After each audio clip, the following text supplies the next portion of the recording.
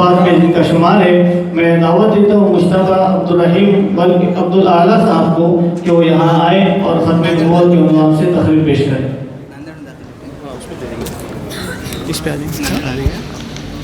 اس کو بند کر دو۔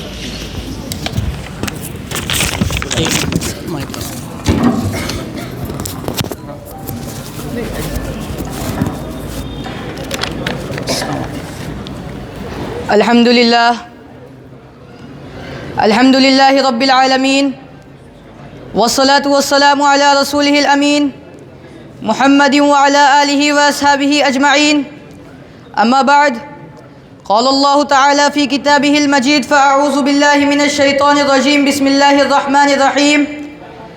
ما كان محمد ابا احد من رجالکم ولكن رسول اللہ وخاتم النبیین، صدق اللہ العظیم۔ وعن ثوبان رضی اللہ تعالی عنہ قال قال رسول اللہ صلی اللہ علیہ وسلم انه سيكون في امتی كذابون ثلاثون كلهم يزعم انه نبی وانا خاتم النبیین لا نبی بعدی، او كما قال علیہ الصلاۃ والسلام۔ صدر عالی مرتبت، علم و دانش کے مہدمہ اور اے وارثان صدیق و عمر، آج میں اس ایوان وقت میں اس لیے کھڑا ہوں کہ تاریخ کے اس سب سے بڑے مقدمے کی وکالت کروں جس پر کائنات کے وجود کا انحصار ہے۔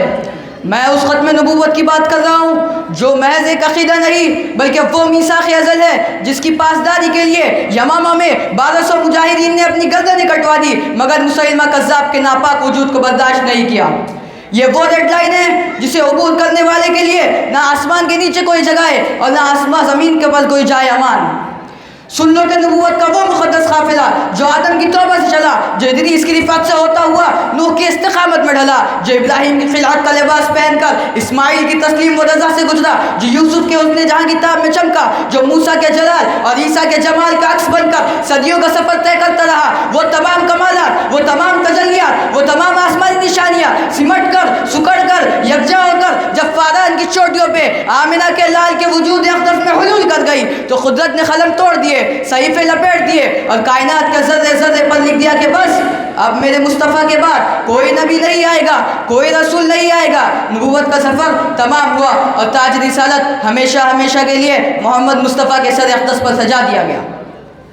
اے 21ویں صدی کے دجالی فتنہ کرو، اے نبوت کی کرسی پر اپنی ناپاک دکانیں سجانے والوں، اگر سے تم نے سمجھ لیا ہے کہ امت غافل ہو چکی ہے تو خدا کی قسم ہم وہ امت ہے جو اپنے پیٹ پر پتھر باندھ سکتے ہیں، جو گھاس کھا کر گزارا کر سکتے ہیں، جو اپنے لخت جگر قربان کر سکتے ہیں، مگر ہم وہ بے غیرت نہیں جو اپنی آنکھوں کے سامنے کسی دجال کو نبی کا درجہ ملتا دیکھ سکے۔ اگر کوئی میرے آقا صلی اللہ علیہ وسلم کے بعد نبوت کا دعویٰ کرتا ہے تو وہ صرف اور صرف کافر نہیں، وہ واجب القتل ہے اور اس کا ٹھکانہ جہنم کا سب سے نچلا گڑھا ہے۔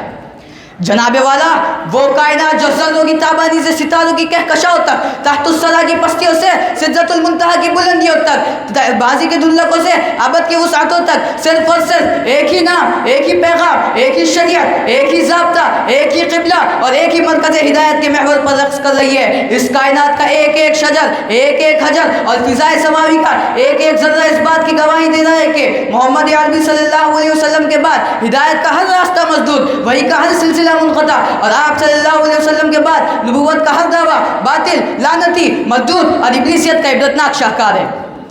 اللہ کے رسول صلی اللہ علیہ وسلم نے خود فرمایا انا خاتم النبیین لا نبی بعدی، میں خاتم النبیین ہوں، میرے بعد کوئی نہیں آئے گا، وہ خاتم النبیین ہے۔ قیامت تک یہی نبی، قیامت تک یہی رسول، قیامت تک یہی پیغمبر۔ قیامت تو آ سکتی ہے، نیا نبی نہیں آ سکتا، قیامت تو آ سکتی ہے، نئی شریعت نہیں آ سکتی، قیامت تو آ سکتی ہے، نئی وحی نہیں آ سکتی، قیامت تو آ سکتی ہے، نئی کتاب نہیں آ سکتی، وحی بھی یہی، رسول بھی یہی، شریعت بھی یہی، دین بھی یہی، اب قیامت تک